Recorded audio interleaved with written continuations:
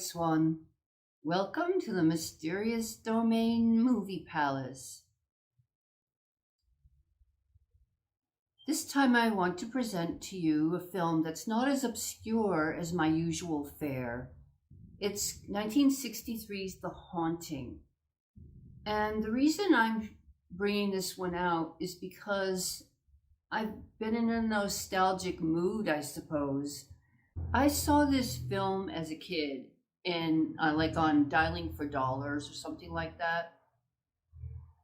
And I really loved it. And when I found out that it was from a book, I went on a hunt for that book. It wasn't in the town library, but I was always keep an eye peeled whenever we went shopping, like in the paperback, those little racks that had paperback books on them. I would try to find it, and I never could.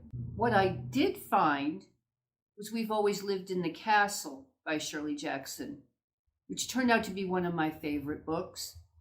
And when I did finally find it, I was much older. I must have been 30 years old or something before I found it.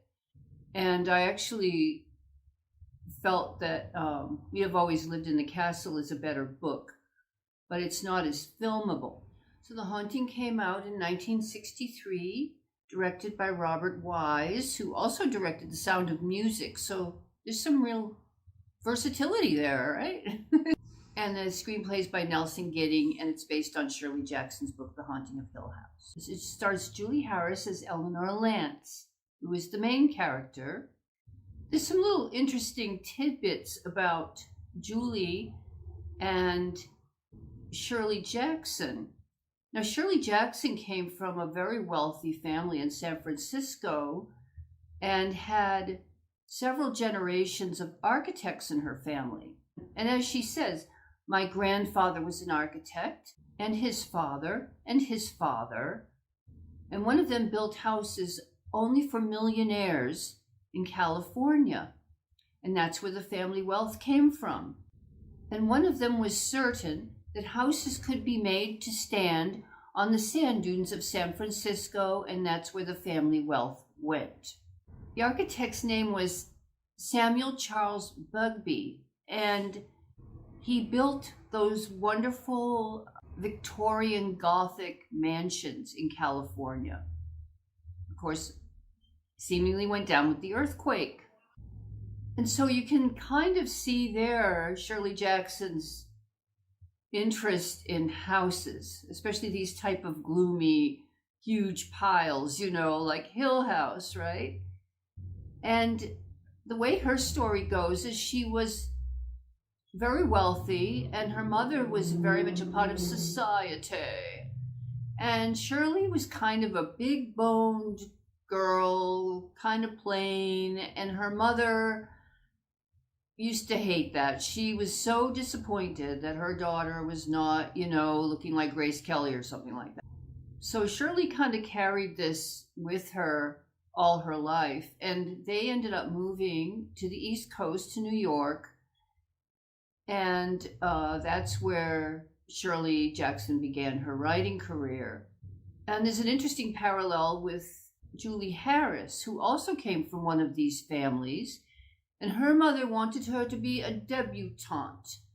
But at a very young age, Julie Harris got involved in theater, and she got into a play called Member of the Wedding, and was so good that she launched her acting career. And she plays Eleanor, who I think has a lot of Shirley Jackson in her. And the other thing about this film, it's a British film based in America. And in that way, it really reminds me of another one of these films called City of the Dead, which has Christopher Lee in it. And you can see that over on Newcastle After Dark. They have a really good cut of that film. Both of these films were made in the 60s and have this black and white atmosphere, and they're very similar in terms of how they make you feel. There's ghosts, there's a kind of a Puritan element in the background, obviously very gothic, and they capture it really well. So Julie Harris is an American actress, but Claire Bloom, for instance, who plays Theo, the psychic, is British. Robert Johnson, who plays Dr. Markway, is British. And of course, Russ Tamblyn is in it, and he's American. And as a kid, when I saw this movie, I kind of got a crush on Russ Tamblyn. I still kind of have a crush on Russ Tamblyn. I don't know where that comes from or why. He moves really well. But there's an interesting actor in this that's also in City of the Dead, Valentine Dial. And he is kind of considered a British Vincent Price, although not nearly as famous.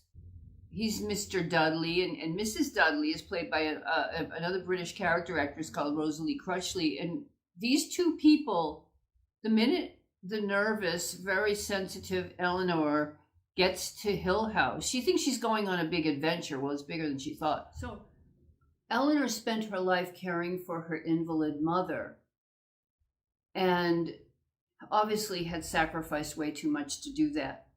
And her mother would summon her by banging her cane against the wall. And the one time that Eleanor did not respond to this banging, her mother died. Though Eleanor feels liberated, she's also racked with guilt. And 2 months later, she's invited to join a team of paranormal investigators at Hill House, where, as you will see, there was also an invalid old lady knocking the wall with her cane. Now, the question is Hill House really haunted? Or is it all in Eleanor's imagination? And is Theo just egging her on? We'll leave that up to you to decide. And, you can leave your comments below. It would be really interesting to see what you think is going on. So thank you, and I hope you enjoy The Haunting. An